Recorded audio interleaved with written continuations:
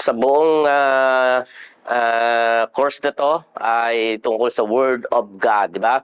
So tanungin ko lang ulit kayo, no, para alam natin bakit tayo nag-start ulit sa topic na Word of God. Although alam ko noong nakaraang mga panahon, parang tagal ano, mga 16th centuries, nag-aral na kayo ng mga 16th century, no?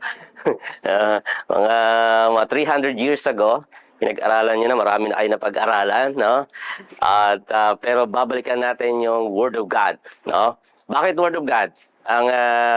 Bakit tayo bumalik sa Word of God? Bakit importante na pag-aralan natin ang Word of God bago natin mapag-aralan pang iba pang mga topic sa Bible? Why we have to start with the Word of God? Word of God? Sige, Mr. Louis J. Pinaka-pogi sa balat ng mansanas. It's important to to study the Word of God because it is the evidence that God is real, not power. It is not. God is real, not fake. Okay, so yan. Okay, good. Thank you. Ano pa? Bakit Word of God? Bakit tayo babalik sa lesson number 1? Yon, the basis, the foundation of our belief. Okay, tama yon. Yes, Miss Jenny. Kailangan natin mag-umpisa sa Word of God kasi sa Word ni Jesus, sa Word ni God, doon naman nagsimula yun. Yan, dahil sa Word of God, nag-umpisa ang lahat. Okay, tama din yon. Okay, so sabi rin ni Angel na that the Word of God is the foundation of our faith, foundation of our belief, our doctrine. So ibig sabihin, bago mo maintindihan yung iba pang mga subject, like for example, you want to talk about Jesus Christ, you want to study about the life and the work and the death, the resurrection of Jesus Christ, no? Bago mo maintindihan yun, you have to understand first the Word of God because the Word of God is the basis. The Word of God is the foundation of our belief, okay? So, maraming subject, marami tayong pag-aaralan, no? Sabi ko nga sa inyo, kung lolobin ng Panginoon na 50 years tayo dito magsama-sama, lahat ng yun ituturo ko sa inyo, no? Pero baka sa loob ng 50 years na yun, yung iba sa inyo missionary na. Ang iba sa inyo nasa ibang mga bansa na. For example, si Cassandra, baka si Cassie nasa ano na yan, nagmi-mission na yan sa pastor's wife na siya, no? Missionary na si Cassie. Anong bansa? Kung magiging missionary ka, anong bansa? Sa China? Okay. China? Talban. San Mateo na lang. Kasi hindi sa mga ano po, for people po yung mga places na hindi talaga common din na pumunta. Like for example, yan, North Korea. Kazakhstan. Yan, yung mga Muslim country. Mga tribal people. Bhutan. Sa Bhutan. Ano yan? Sa Himalayas. Malapit yan sa magkakatabi yan ng Tibet, Bhutan. Pagitan yan, Nepal. Yan. Thank you. Kazakhstan. Sekebatchakachan. Nakalimutan ko. Yan, kung magiging missionary daw siya, ay sa ano yung sinabi mo ulit? Mga tribal, mga indigenous people. Gusto rin maging missionary niya ni Charmaine, missionary din gusto. Kung magiging missionary ka, kung lolobin ng Lord sa ang bansa. Dito mula sa Pilipinas. Local mission muna. Ako nag-umpisa ako sa local mission, tribal people sa bandang Kalinga, mga Kalinga tribes. Pero kung international, saan mo gustong pumunta?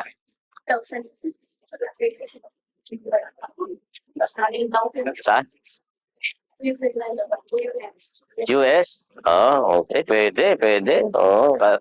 Alam nyo, ang mission na ang dati, mga 17th century, 18th century, ang mga pinanggagalingan ng mga missionary, mga European country at saka United States. Sila doon ang gagaling mga missionary pupunta sa ibang mga bansa, like for example, Philippines, Thailand, Cambodia, mga ganon. Pero ngayon, ang may pinakamaraming mga missionary na na all over the world ay hindi na mga American, hindi na mga Korean, mga Pilipino na. Oh, all over the world yan. Halos lahat ng bansa may Pilipino. Alam nyo ba yon? Na lahat ng bansa sa buong mundo may Pilipino. Yan, talagang mga matitindi ang mga Pilipino. Tayo kasi ay madali tayong mag-adjust sa weather, sa kultura, sa language, sa pagkain. Kayang-kaya nating mag-adjust, kayang-kaya ng Pilipino na mabuhay sa kahit na anong bansa. Yan. So, pwede kang maging missionary sa USA. Sino pa mga gusto maging missionary dito someday? Cristel, gusto mo rin maging missionary? Saang bansa? Kahit saan? Oh, okay yun, no? Kahit saan katawagin ng Lord. Yan. Ikaw, gusto mo rin maging missionary? Hindi. Dito lang. Sa kulungan. Sa kulungan? Ba't naman sa kulungan? Pwede rin. Okay. Well, anyway, balik tayo sa topic natin. Handa na ba kayo? Okay. So, this is the lesson number 2 about the Word of God. Sige, Ma'am Angel, ayan. Purpose ng gabing ito, o yung lesson natin sa gabing ito, is to establish the Scriptures as the standard for our lives. In other words, ang magiging standard o basihan ng ating pamumuhay, ng ating Christian life, walang iba kundi ang Scriptures. Pag sinabi nating Scriptures, kasi maraming Scriptures Maraming mga Scriptures, yung Quran, Scripture din yun, di ba? Yung sulat, yung mga libro ng Buddhism, din nila yun, Holy Scripture din nila yun, di ba? Pero tayo, ang Scripture natin, yung tinatawag nating Holy Scripture, Holy Word of God, ay ang Bible. Yan. So, establish the Scriptures as the standard for our lives. Kagaya din sa Matthew chapter 4, verse 4, ang sabi ng Panginoong Kristo doon ay hindi lamang sa tinapay nabubuhay ang isang tao, kundi sa bawat salitang namumutawi sa bibig ng Diyos. Okay, so hindi lamang tayo mabubuhay sa physical na pagkain, tinapay, kanin, ulam, no? Hindi lamang doon, kundi sigit sa lahat ay nabubuhay tayo, ang ating basihan, ng ating standard o standard ng ating pamumuhay ay kinakailangan ay nakabase sa tinuturo ng salita ng Diyos. Kailangan mataas yung standard of standard of life mo, standard of living mo, na walang iba kundi ang pinagbabasihan ng iyong pamumuhay, ng values mo, ng morality, ng spiritual walk with God ay ang salita ng Diyos. Okay? Next. Okay, so these are some facts about the Bible. Okay, ibig sabihin, ito yung mga katotohanan about the Bible. So, facts is the opposite of it is the opposite of false, or the opposite of opinion. So, facts, it means those are the things that is based on the true information. Okay, so yung opposite niyan, yung opinion. Opinion ay, halimbawa, pag sinabi natin, halimbawa, I live in the Philippines. That is a fact, right? I'm a Filipino. That's a fact. Pero pag sinabi natin, the Philippines is the most beautiful country in the world. Is that a fact or opinion? Opinion lang yon. Kasi baka sa ibang tao, hindi yung Pilipinas ang pinakamaganda na bansa sa buong mundo. Baka sa kanila ay Japan, o kaya ay Switzerland, o kaya ay China, di ba? So, but the fact that you are a man, you're a boy, you're a girl, that is a fact, okay? So, like for example, if I say, Louis J. is a man, it's fact or opinion? Yeah. So, it's an opinion, okay? Facts. Okay. So, ito yung mga facts about the Bible. Number 1, with regards to its selling, okay? It is the greatest or best-selling book in history. The greatest and the best-selling book in history. Alam nyo ba na ang Bible ay the only written book in history that is being printed in many different languages. No? The only book na i-print na sa lahat halos ng language. Meron siyang language na Hebrew, Greek, Spanish, Chinese, Japanese language, halo-halo na, may German na, may, no? Ngayon, sa Pilipinas, may Tagalog, may Ilocano, may Cebuano, may Kapampangan, no? May Bicolano, di ba? The greatest selling book in history. At when it comes to its endurance, it endured for so many years. No, maraming may matindi ang history ng Bible noong mga panahon na inuusig ang mga Christian noong mga unang panahon, sinusunog yung Bible. Pero ang Bible ay nagsusurvive. No, it has survived for so many years. Maraming nagtangka na sunugin ang Bible. Sa Cambodia, yung mga Christian noon, sinusunog yung mga bahay, sinusunog yung mga church, sinusunog ang mga Bible, but the Bible still stand, no? And then maging sa Korea noon, noong mga panahon ng Second World War, First World War, yung war between Japan and South Korea, no? Matindi rin yung pinagdaanan nilang persecution. Tinatapos, sinusunog yung mga Bible. At sa ibang mga bansa, talagang pinipersecute ang mga Christian, hindi pwedeng makapaglabas ka ng Bible, hindi ka pa pwedeng gumamit ng Bible. Pero ang Bible ay nananatiling nandyan. No? At so, greatest selling book in history. And then 66 books, 39 books in the Old Testament. And then we have 27 books in the New Testament. Written over a period of about 1,500 years. So mula nung pagkakasulat ni Moses, yung Pentateuch, no, the first 5 books in the Bible in the Old Testament, the Genesis, Exodus, Leviticus, Numbers, Deuteronomy, that is what you call the Pentateuch. At mula pagkakasulat noon sa umpisa noon si Moses hanggang sa panahon ng mga apostol, panahon ng nila John the Beloved, nila Peter, nila Matthew, no, nila James, hanggang doon ang equivalent ng time span na yon is about 1,500 years. No, ganun katagal, ganun yung duration ng time from Moses up to the time of the apostles. Okay?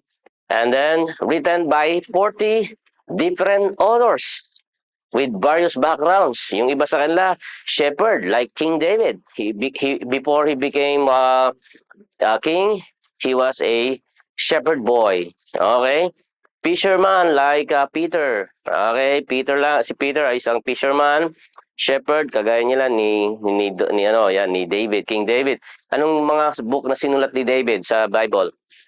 Book of Psalms, ang Song of Solomon ay si Solomon, of course. Yung Ecclesiastes, si Solomon din yun. Okay? Ang sinulat ni David ay yung mga Psalms, more likely mga Psalms. Si Peter, ang sinulat ni Peter, of course, yung 1 Peter, 2 Peter. Mayroon ding mga hari like King Solomon. Ang sinulat niya yung Song of Songs or Song of Solomon, Ecclesiastes, and some of the Proverbs. Hindi lahat ng Proverbs ay sinulat ni Solomon. Some of the Proverbs are written by Cholo Castro. No? I'm just kidding.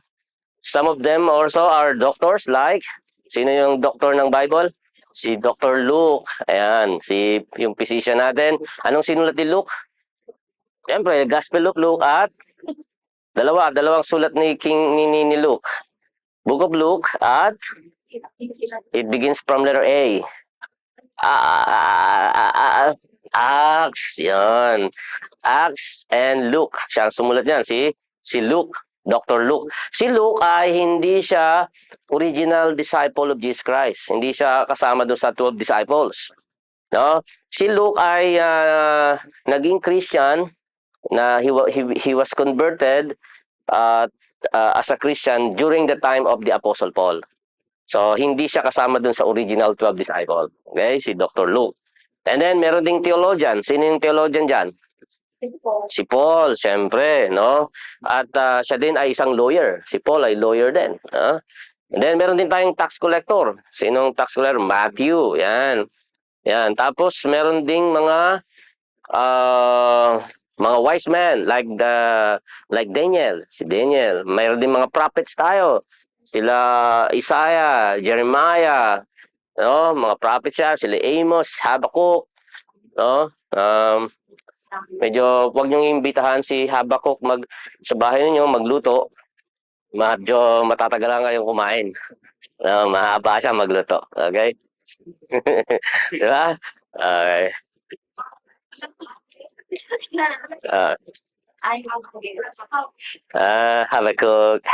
Have a Pepsi. Yeah. Okay. Okay. So, pero tingnan ninyo, no? I want you to understand this. These people, they live in a different time. Like for example, si Moses. Si Moses ay nabuhay sa Old Testament.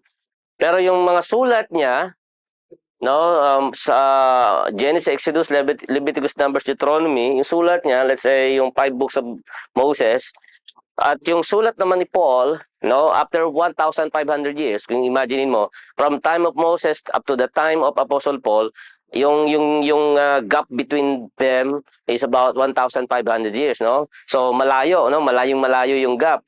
Pero kung titingnan natin yung kanilang idea, yung kanilang perspective ay tungkol kay Jesus Christ, no? So hindi sila nagko-contradiction.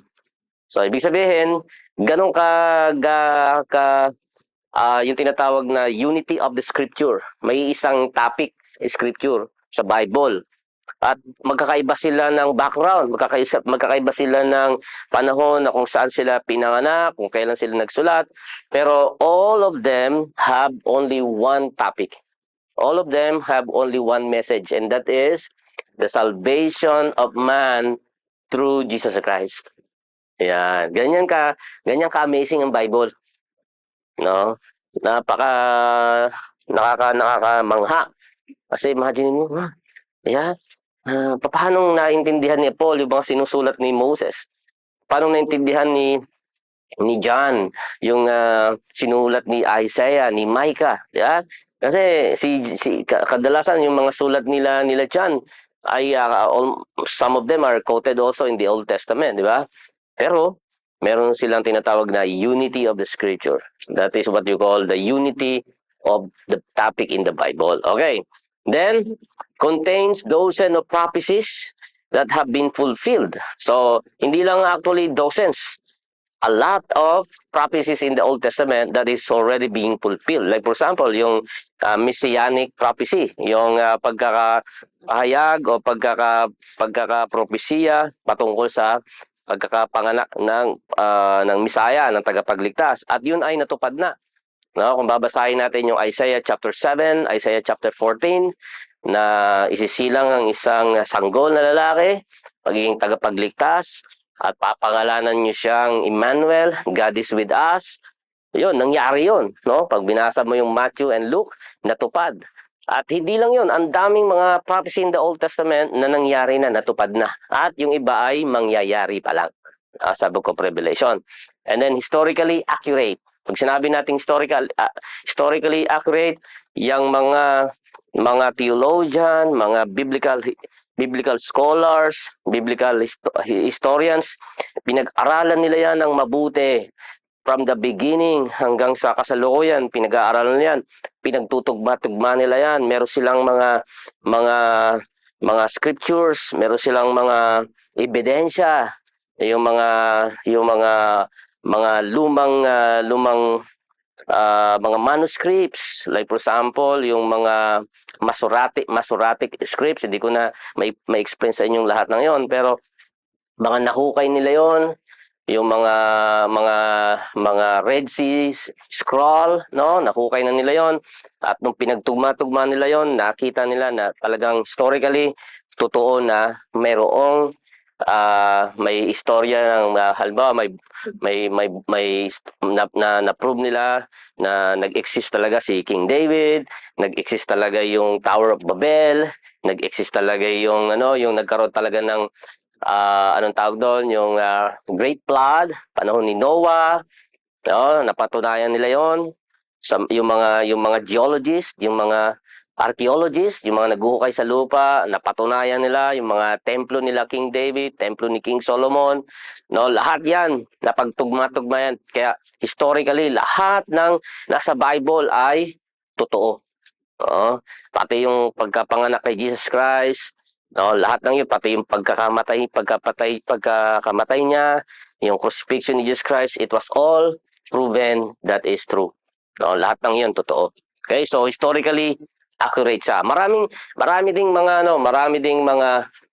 ah, mga mga anong tawag doon, yung mga archaeologists, mga scientists na they try to disprove.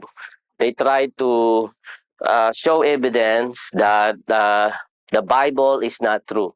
No, may mga ganun din, mababasa rin kayong mga ganong klaseng mga libro na talagang kinokontra nila yung katibayan ng Bible.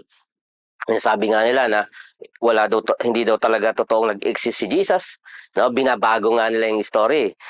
Sabi pa nga nila, may iba naman nagkikwento na pinanganak daw talaga si Jesus, nagkaroon daw siya ng disciple, pero mayroong ibang twist na si Jesus Christ daw at saka si Mary Magdalene ay magjowa. Ay, magano, no? Na mayroon daw silang anak. Tapos, may ganung kwento na si Jesus Christ daw hindi daw talaga totoong namatay sa krus, kundi hinimatay lang siya. Pagkatapos, anong tawag doon, nung nahimasmasan na nagkamalay siya, tinago siya ng mga disciple niya, napunta daw siya sa Africa. May ganung version. May ganung version, no, ng mga kwento. At yun, inaano lang nila yon, parang nililigaw nila yung katotohanan, no? Tinitwist nila yung katotohanan. Okay, so these are the facts about the Bible. Let's continue. Okay, so 2 Timothy 3:14 to 17. Kaya dapat may Bible kayo kasi yung iba minsan may mga iba dito babasahin natin. Okay? May mga babasahin tayo. So siguro let's open the Bible. Kung may Bible kayo, pakikuha diyan sa yan. Thank you, Jairus. Yan, mag-open tayo ng Bible, 2 Timothy chapter 3:14 to 17. Ayan, sige, magbigay kayo ng Bible diyan sa iba nating kasama para makapag-open tayo.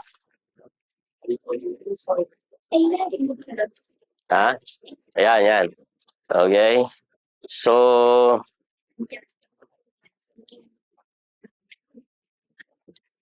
okay. Yan. So, sino ang gusto bumasa ng 2 Timothy chapter 3:14 to 17? Sino gusto bumasa? Taas ang kamay. Okay, si Ate PJ. Chapter 14. Chapter 3. Chapter 3 pala. 2 Timothy chapter 3 verse 14 to 17. Ayan. Ngunit ikaw, magpatuloy ka sa mga aral na natutunan mo at matibay mo Niwalaan. sapagkat kilala mo ang mga nagtutulong sa iyo. Amen. Wala pa sa pagkabata, alam mo siya, ang banal na kasulatan. Magbibigay sa iyo ng karunungan tungkol sa kaligtasan sa pamamagitan ng pananampalataya kay Kristo Jesus. Yeah. Ang lahat ng Ang ganyan mabuti, ha? ang lahat ng kasulatan ay kinasihan ng Diyos at kapaki-pakinabang sa pagtuturo ng Yes. sa pagsaway sa kamalian, Yes. tuwid sa likong gawain at sa pagsasanay para sa matuwid na pamumuhay. Ang lingkod ng Diyos ay maging ganap at handa sa lahat. Iyon. Ang ganda naman ng pagkakabasa ni Ate PJ. Napakalinaw, no? Mas malinaw pa sa sikat ng araw yon. Okay, so sinabi doon ng salita daw ng Diyos ay kinasihan. The Word of God, the Scripture, ang kasulatan ay kinasihan ng Diyos. Ano ibig sabihin ng kinasihan? Kinasihan, kinalugdan, kinasayahan, kinasihan.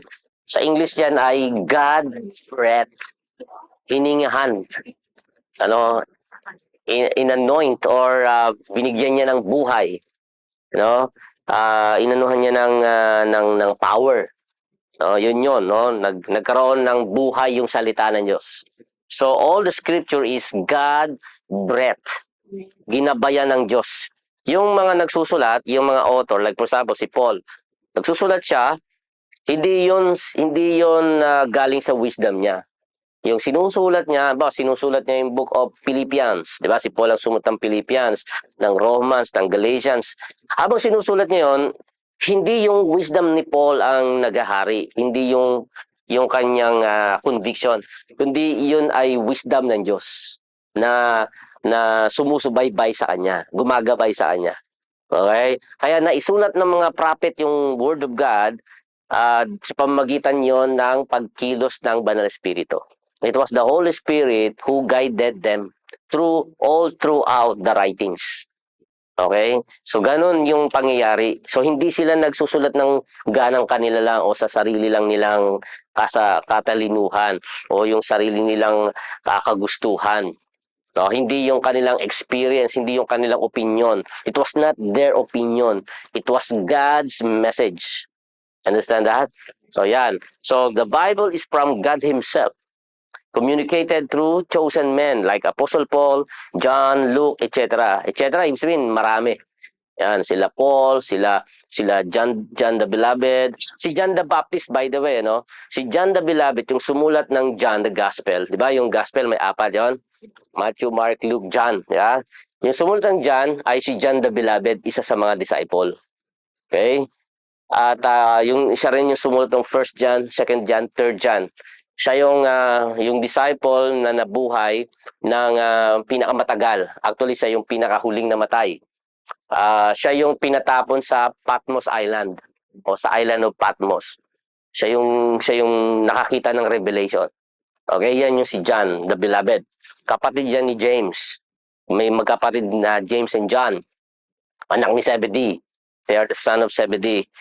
Ngayon, si John the Baptist, wala siyang sinulat na gospel, no? Iba si John the Baptist. Si John the Baptist ay pinsang buo ni Jesus.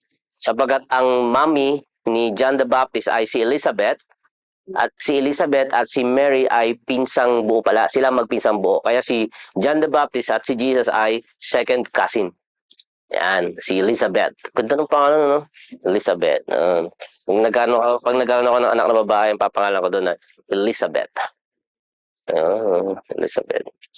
Pwede, di ba? Pwede. Ayun. Di ba? Ganda na, Elizabeth. Okay. Ulit tayo. Hindi na, wala rin si Habakuk sa'yo. Sige, susunod pagka nagkaroon ka ng tuta, pangalan mo Habakuk. Okay, next is, equip for every good works. Verse 17.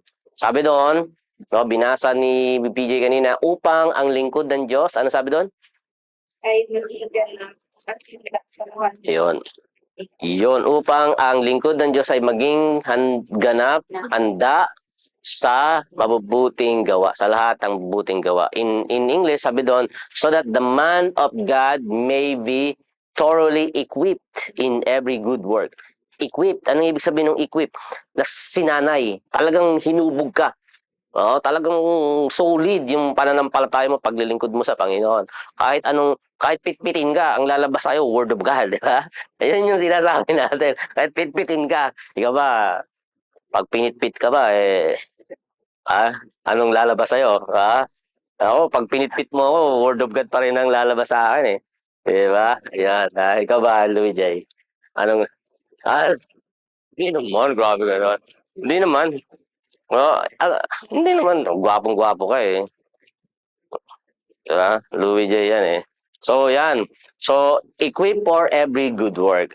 Scripture should be used to teach. Sabi doon, ang salita daw ng Diyos ay ginagamit sa pagtuturo, sa pagkukorek, sa pagtatama. Kaya yung iba, talagang ginagamit talaga ang Bible sa pagtatama. Kaya, huwag kayong masasaktan pag tinatamaan kayo. Yeah? Yung iba kasi, pag nagsisermon si pastor, lalo na ako, diretsahan ako eh, di ba? Minsan, yung iba, minsan ano eh, nasasaktan sila.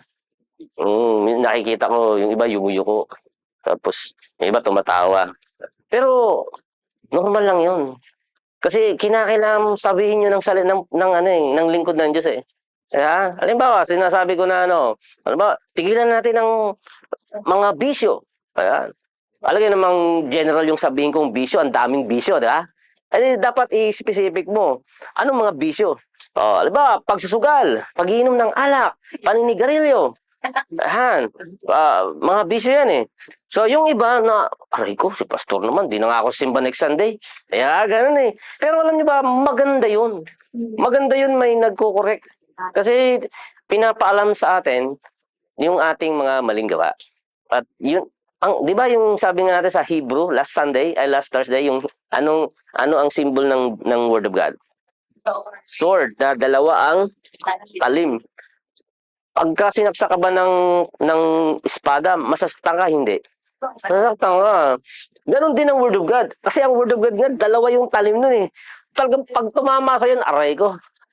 Talaga? Di ba? Yun. So, tatamaan ka talaga, masasaktan ka, at magpasalamat ka. Yeah? Kasi, nasasaktan ka pa. Pag hindi ka na nasaktan, manhid ka na. Wala ka nang pakiramdam. Para ka ng isa kang kalyo. Yeah? Mukha, mukha kang kalyo. Eh. Mukha mong kalyo. Okay, hindi, joke lang. Okay. Ginagamit daw sa pagtuturo, pagtutama, pagre-rebuke. Yan, yung re-rebuke. Ang Word of God, ng re-rebuke yan eh. Ang correction tsaka rebuke, almost similar, no? Pero yung correct, tinatama ka. Yung rebuke, pinapagalitan ka. Ayan, pinapagalitan ka. Ni-rebuke ka. Uy, ano yung ginagawa mo? Mali yan, no? Tukan kita, di ba? Ganyan. Ayan, ha? So, minsan re-rebuke ka. And to train us in every aspect of our life. Katulad ng marriage. Gusto mo ng mga advice about marriage? The Bible is the best advisor, or the Bible has the best advice with regards to marriage. Parenting. Sa pagpapalaki ng mga anak, mga bata. Basahin din ng Bible. Meron din yan topic about parenting. About righteousness. Living according to the will of God. Decision making, nasa Bible din yan. Sa Proverbs, Ecclesiastes. Sa relationship, no, nasa Bible din yan. Gusto mong magkaroon ka ng tamang direksyon sa pagpili ng iyong magiging future husband, future wife, ang Bible din ang magbibigay sa'yo ng gabay. Amen? Sa Bible yan, huwag kayo manood ng mga KBS, wala yun, wala doon ng advice. Sa mga K-pop, mga Korean telenovela, wala doon. Nasa Bible ang tunay na sagot. Amen? Oh, amen. Tama, sabi ni Aliana, no? Yeah. Okay, tuloy tayo. Okay, tuloy tayo. Okay lang kayo, ate? Okay. Hebrews 4:12-13, okay? Pakibasa. Sinong gustong bumasa nito? Hebrews 4:12-13. Sige. Sige, Aliana. Hindi mo ba? Ikaw, si Ate Cassie. Sige po. Hebrews 4:12-13. Double-edged sword. It penetrates even the dividing line. It judges the thoughts and attitudes of them. 13. Nothing in all creation is hidden from God. Everything is uncovered and laid bare before the eyes of God. Amen. Grabe, no? Ang Word of God daw, sabi nung binasa ni Cassie, Hebrews 4:12-13, is alive and active. And it is like a double sword, two-edged sword. Yung binabanggit ko kanina sa inyo, dalawa yung talim. Yung mga pangkaraniwang itak, ordinary na itak, isa lang yung talim no, di ba? Dito lang yung talim, pero yung dito, makapal yun, no? Pangbatok lang yun. Diba? Pero ang espada, yung tinutukoy natin dito na Bible, yung Word of God is like a double-edged sword. Dalawang talim yan. Pag talagang tumama sa iyo, aray ko po. Diba? tatamaan ng tatamaan at hindi ka pa masaya, no? Hindi ka pa kontento, talaga namang aanin ka ng Word of God, kukonsensyahin ka, yan. And then, the Bible applies to our lives today as it did when written. So, lahat yung principle ng Bible, yung tinuturo ng Bible, ay hindi nagbabago yung kanyang mensahe. Yeah? Ah, hindi siya naluluma. Yung mga dyaryo, di ba, pag nagbabasa ka ng dyaryo, halimbawa yung dyaryo na binasa, halimbawa yung dyaryo na na-publish. Ano bang petsa ngayon? 27, no? June 27, 2024. Pag binasa mo yung dyaryo na yon ng araw na to, June 27, 2024, okay lang eh. Sarap ang basahin, ha? Pero subukan mong basahin yon after 2 days. Wala nang exciting yon kasi lampas na yung nun eh. Yung hindi na fresh yung balita, ayaw mo na, gusto mo yung bagong dyaryo, di ba? Gusto mo yung bagong balita. Ganun ang mga dyaryo. Pero ang Word of God, kahit na ito ay sinulat thousands of years ago, yung message niya hanggang ngayon ay applicable. Nagagamit pa rin natin yung mga katotohanang itinuturo ng Bible sa panahon natin. Bagamat ito ay matagal nang isinulat, pero hanggang ngayon ay pwedeng i-apply. Maging sa generation ninyo, maging sa mga kabataan na yun. Kasi hindi siya naluluma eh. Yung message hindi naluluma. It survives throughout, no, through all the generation, from one generation up to the next generation. Ganon katindi yung endurance ng mensahe ng Bible. Okay? And then it judges. The Word reveals our hearts, our motivation, our motives, and our attitude. Ang Bible ay parang mirror. No? So nakikita natin, ipinapakita ng Bible kung ano tayo, kung sino tayo. When we are looking at ourselves at the mirror, nakikita natin yung ating mga sarili. Pag binabasa din natin ang Bible, nakikita natin ang buhay natin, kung ano tayo sa harapan ng Panginoon. Okay? And then, uncovered and laid bare. God can see everything in our hearts. Ang Bible, ang sabi ng Bible ay walang nalilihim sa Diyos. Psalm 123 ba yun? Yung sinabi doon you search me, O God. You have searched me, O Lord. Ikaw ang sumisiyasat sa aking puso. Walang nalilihim sa Panginoon. Maring tayo, pwede nating pikein yung ating mga ngiti. Ya? Sa harapan ng tao, pwedeng may-smile tayo. Pero deep inside, meron tayong mga problema, meron tayong mga pinagdadaanan, di ba? Ganun naman tayo. Magaling tayong magtago ng ating mga damdamin. Pwede natin yung gawin sa harapan ng tao. Pero sa Diyos, hindi natin yun magagawa. Kahit umiti ka, kahit sumimangot ka, magalit ka, alam ng Diyos, ang bawat pagpapalit mo ng iyong emotion. Mula sa pagiging masaya, bigla kang naging malungkot, bigla kang naggalit, bigla kang masaya ulit, bigla kang nalungkot na naman. Alam ng Diyos ang lahat ng iyon, no? Yung pagpapalit ng iyong emotion. Sino dito yung mga moody? May mga moody ba dito? Yung mabilis magbago ng damdamin, emotion? Masaya ngayon. And then the next moment, after 1 minute, nagpapago yung mood, no? Mood. Ano man tayo bisa na? Ano ibig sabihin nun? Nagre-relax. Okay. Moody. Di ba, yung moody, madaling magpalit, di ba? Ng emotion. Sa Diyos, alam niya yun. Kung sino ka. Alam niya yung character mo, alam niya yung personality mo. Alright? So, yan ang salita ng Diyos. Okay, let's continue. Matthew 15, 1-9. Medyo mahaba yan, pero ito na lang natin, sabihin na lang natin. Rules taught by men. Many grow up learning and practicing religious tradition, some which contradict scriptures. They are in vain. And then, sabi ron, scripture first. Following scripture is more important than honoring tradition. Totoo yan, no? Mas importante na sundin natin ang salita ng Diyos kaysa ang mga tradisyon. Hearts are from me, no? Are far from me. God wants our hearts, not just lip service. Insisting on following traditions that break God's command show that our hearts are far from Him.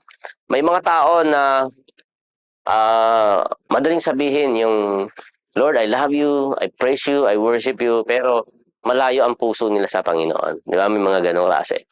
May mga ganong tao. Pero sinasabi ng Bible na dapat maglilingkod tayo sa Panginoon na hindi lamang by lips, hindi lamang by what we say, but of course, by within our hearts, mula sa ating mga puso.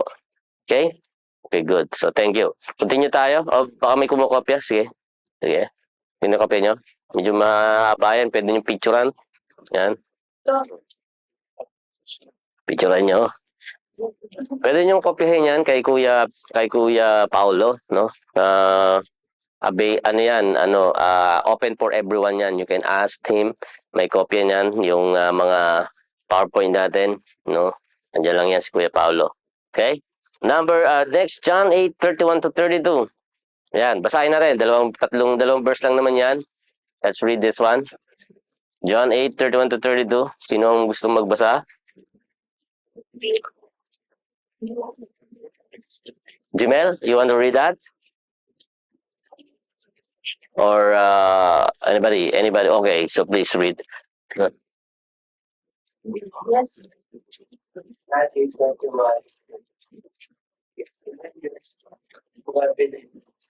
Jesus said, if you want to teach you, then you want to talk the truth. Yan. Thank you, Jimel. So, sabi dyan, hold to Jesus' teachings. We are expected to abide in Jesus' teachings. Kung tayo ay totoong mga alagad, kung tayo totoong mga disciple ng Panginoon, no?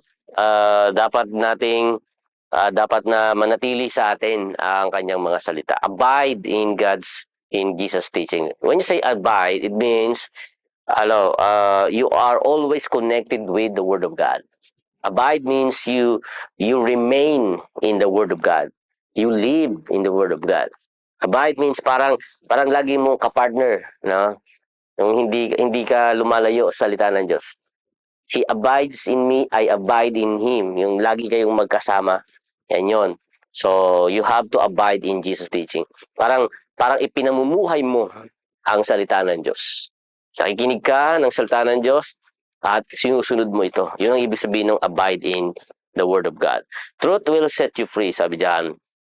Jesus' teachings are source of truth and freedom. Yan. So, pagkatao tayo, pinag-aaralan natin ang salita ng Diyos, pinaniniwalaan natin ito, ipinamumuhay natin ito, nagkaroon tayo ng totoong kalayaan o freedom.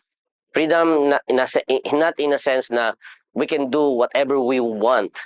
Na para bang, freedom na, malaya na ako, pwede ko nang gawin ng gusto ko, pwede na akong magbisyo, pwede na akong magkasala, pwede na akong kasi freedom di ba? Yun yung tinatawag na parang misconception about the freedom.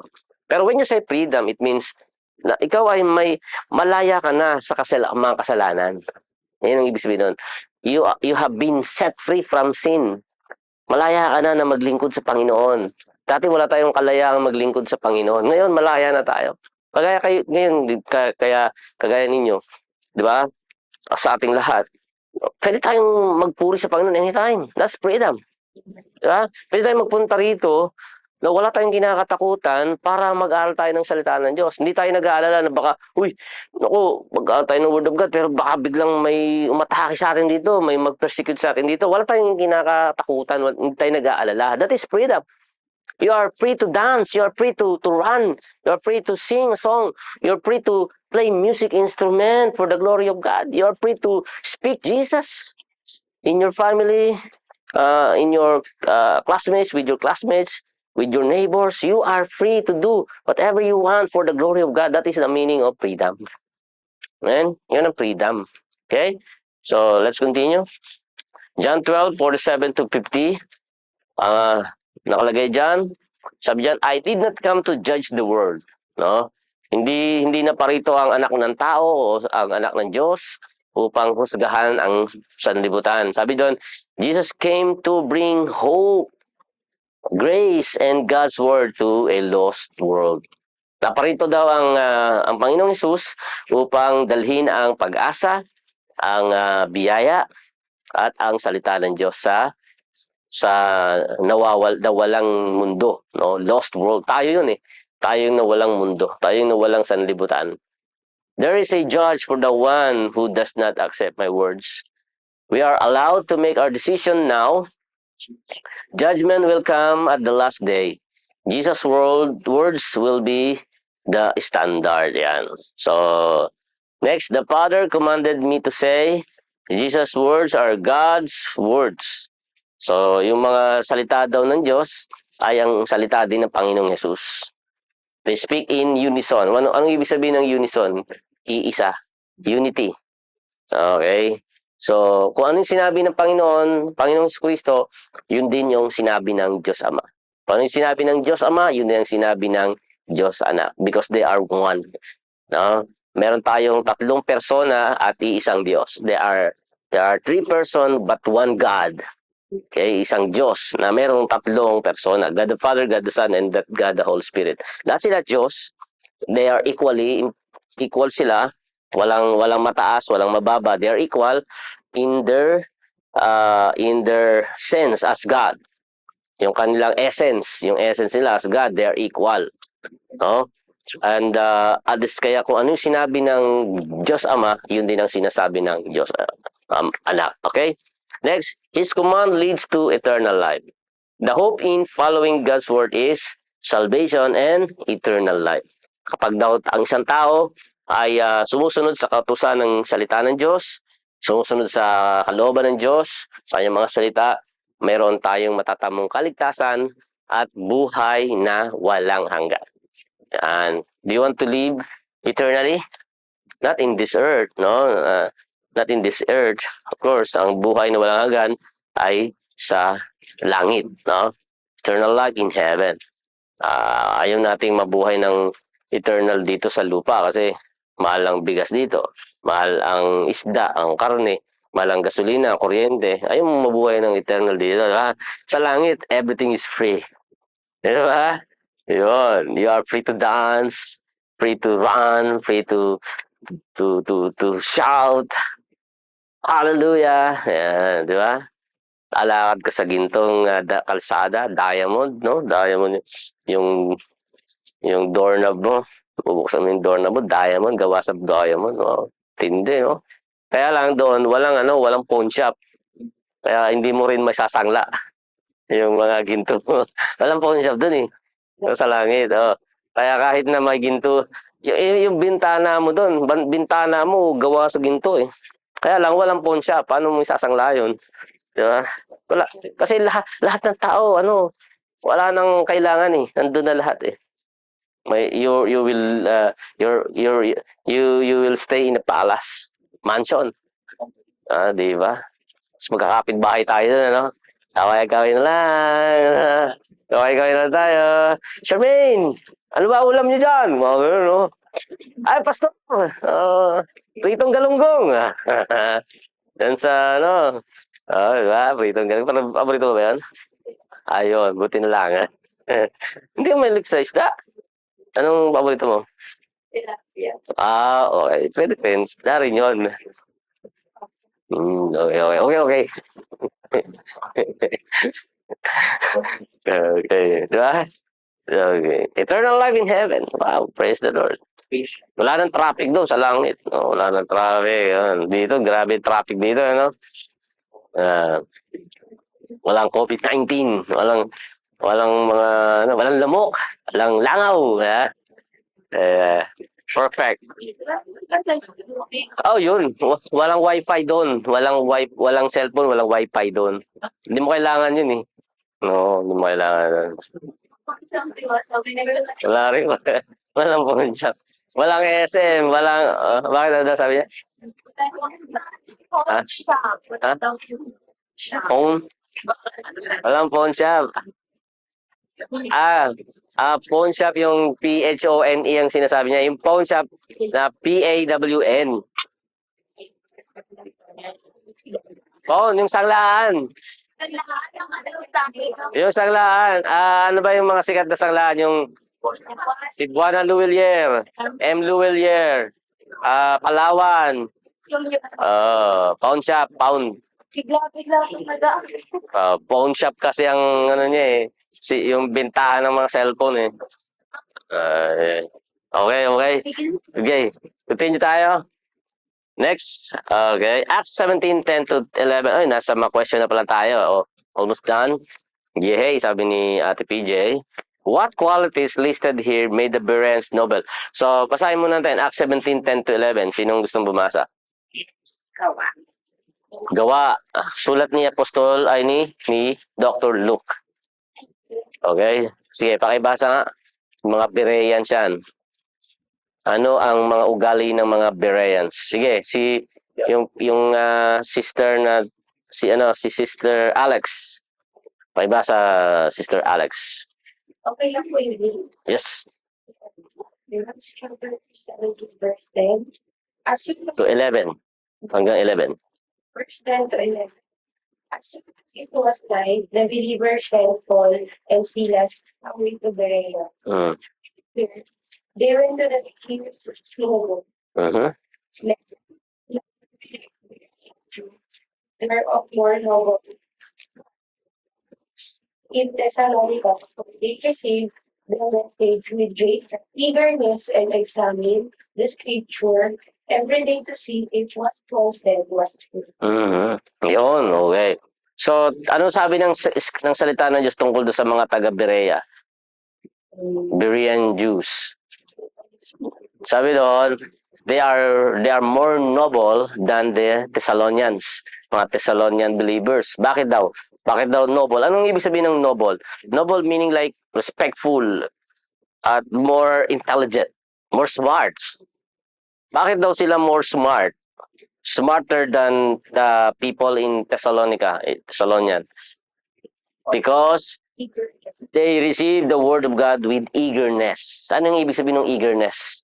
With excitement, with passion, no? With zeal. Parang talagang hindi sila yung parang nanlalata, no? Hindi 'yon, no? Eagerness lang, excited sila. Pagka nagtuturo si Paul, talagang amen, talagang sumasabay sila. Parang kagaya kayo kapag nagpi-preach ako, di ba? Kaya minsan si Pastor SJ, pag nagpipreach, nag-i-amen kayo, amen, ganon ang mga taga-Berean. With eagerness. Hindi yung may nagpipreach si Pastor. May mga ganon eh. Oo, dapat mag-amen ka. Yung iba nakatingin sa akin pero tulog na pala. Kagaya, no? Yeah. Pinipilit eh. Di ba? May ibang gano'n eh. Sino yun? Sila. Wala. Wala dito yun. Wala. Dapat pagka may nagpipreach sa unahan, kahit sinong pastor, ang mata nyo dapat nakatuto kayo. Huwag naman galit. Huwag naman galit, di ba? Dapat, with eagerness. Masakit tipin mo? Okay. Okay, eagerness, they were eager to hear God's word. Hinihintay nila yung bawat salitang nagmamumutawi sa kay Paul. Hinihintay nila. Pag sinabi ni Paul, mga kapatid, ang bagal ni Paul magsalita eh. Matanda na kasi si Paul eh. Lahat ay hinihintay na, yung susunod na sabi ni Paul, mahal ng Diyos. Amen. Ano lang hinihintay nila yun? Yung mga taga ay ba gano'n, hinihintay nyo? And then, ano ba?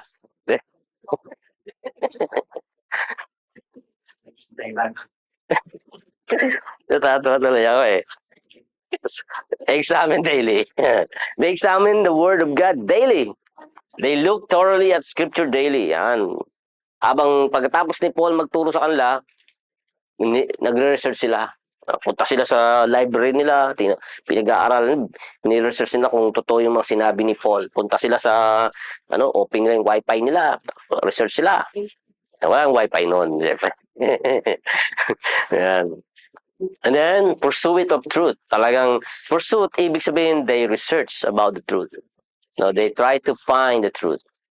They did not just accept what the religious leaders were saying, they checked the scriptures themselves. So, kaya yung mga yung mga sa ibang religion, sa iba, like sabi ko nga sa inyo, yung mga Catholic, tsaka yung mga Iglesia ni Cristo, ang nagtuturo, yung mga ministro lang nila may hawak ng Bible. Oo, turo. Tapos yung mga miyembro nila walang Bible. Sila lang ang nagbubukas ng Biblia nila. No, hindi tuloy alam ng mga miyembro nila kung totoo yung sinasabi ng mga ministro nila eh. Pero tayo kahit na araw-araw pumunta kayo rito, buksan niyo yung mga Bible diyan. Oh, meron kayong access sa Bible kung mali o tama yung tinuturo sa atin. Diba? You can read the Bible by yourself. Okay? Hindi nyo tayo? Okay, so take the Berean challenge. So gawin daw natin kung ano yung ginawa din ng mga taga-Berea. Anong maginawa ng mga taga-Berea? And imitate these 3 characteristics. Number 1, be eager to learn. Ayan. Kaya kayo, maging eager kayo to learn. Eager meaning, kung kayo ng desire na matuto. Kailangan araw-araw gusto nyo may matutunan kayo. Eager to learn. Excited to learn new things from the Word of God. Amen?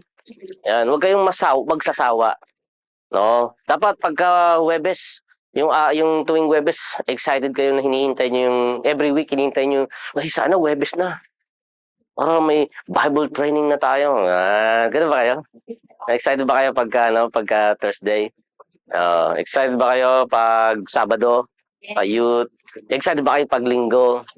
Yan, dapat excited kayo sa mga araw na yon. Yung kung kailan kayo mag-aaral ng Word of God. Yeah? Examine God's Word daily. Kayo mismo, magbasa kayo ng Word of God at examine ninyo yan. Pag-aralan ninyo, research ninyo. Pwede kayong punta ng internet. I-research nyo yung mga Word of God. Search for the truth. Alright, next. Are you willing to? Okay? Are you willing to accept the Bible as the standard for your life? Yes or no? Yan. Amen. Are you willing to humbly let the Bible expose your heart and make necessary changes? Amen. Di ba? Pagka binabasa mo yung Bible, in-expose nito kung ano ang tunay mong pagkatao at willing ka ba na magbago? Baguhin mo ang buhay mo. Siyempre, hindi mo magagawa yan sa sarili mong paraan. Magagawa mo yan pamagitan ng tulong ng Diyos, tulong ng Banal na Espiritu. Are you willing to eagerly study God's Word every day? Yan. Dahil dyan, meron kayong assignment. Dahil sinagot mo, amen. Eto, ang challenge sa inyo. Start reading the Gospel of Mark. Ayan. Nabasa niyo na yan? Ayan. Okay. Dahil natapos niyo na yan, magtatanong ako sa inyo ngayon. Mag-exam tayo. Ayan. Hindi, just read the Bible, the Gospel of Mark. Kung nabasa niyo na yung Mark, pwede niyo basahin ng Matthew, John, Luke, the Gospel of Luke, or the Gospel of John. Okay? So, basta magbasa lang kayo. Walang exam yan. Walang exam.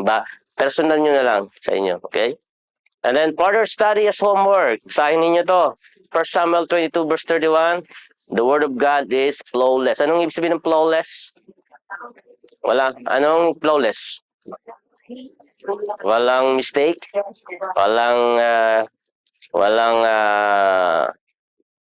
Ano yun? Unblemished. Yan. Flawless. Perfect. Yan. Okay. Okay. Next. Psalm 119, 97 to 104. The Bible gives us tremendous wisdom. Anong ibig sabihin ng tremendous? Parang matindi, no? Super wisdom. Yan. Matinding wisdom. Ano na? Isaiah 66, 1 and 2, the Bible is worthy of deep respect. Yan, nirespeto natin, igalang natin ang Word of God. Matthew 7, 24 to 27, obedience to the Word of God is our solid foundation. Romans 10, 17, faith is developed by reading the Word of God. 1 Peter 1, 22 to 25, we are born again through the Word of God. Amen? John 1:14, the Word became flesh. Jesus is the Word of God in bodily form. Jesus is the Word of God Siya yung Word na naging tao, nagkatawang tao, naging flesh, naging physical. But He is the Word of God. Amen? Grabe, no? Yun ang mystery ng tinatawag natin na incarnation, yung pagiging tao ng salita ng Diyos. Incarnation through the life of Jesus Christ. Amen. Any question? Last slide yun eh. See? Any question? May tanong? Dalawa lang yon. Pag wala kayong tanong, gusto nyo, naiintindihan nyo o hindi nyo naiintindihan. Pero naiintindihan nyo. Okay. Okay, grabe, no? Ang sarap pag-aaral ng salita ng Diyos. Sakto lagi tayo, 9 o'clock, oh. Yan. Hindi ako nag-overtime. On time tayo. Crystal, close us in prayer, please. Let's pray. Let's Heavenly Father, Lord God, na salamat na po, Lord God, sa gabi ito, Lord God, na natapos na namin, Lord God, na mapag-aral namin ni Lord God ng iyong salita, Lord God, sa pamamagitan nga po ni Pastor Chava, Lord God. Maraming salamat nga po, Lord God, sa mga pumunta ngayon, Lord God, na patuloy nga po, Lord God, na pinag-aaralan, Lord God, yung salita mo, Lord. Lord, patuloy niyo nga po kaming gabayan, Lord God, bigyan niyo nga po kami ng init, Lord God, at sa patuloy, Lord God, na pag-aaral sa inyo, Lord God, pakikinig, Lord God. Nawa nga po, Lord God, sa lahat nga po ng tinulong nga po, Lord God, ni Pastor Cholo, Lord God, ay may sabuhay nga po namin, Lord God, at lagi nga na po namin po matatandaan, Lord God. Lord, kayo mga pagbahalat namin, Lord God, hanggang sa pag-uwi po namin, Lord. In Jesus' name we pray. Amen, amen.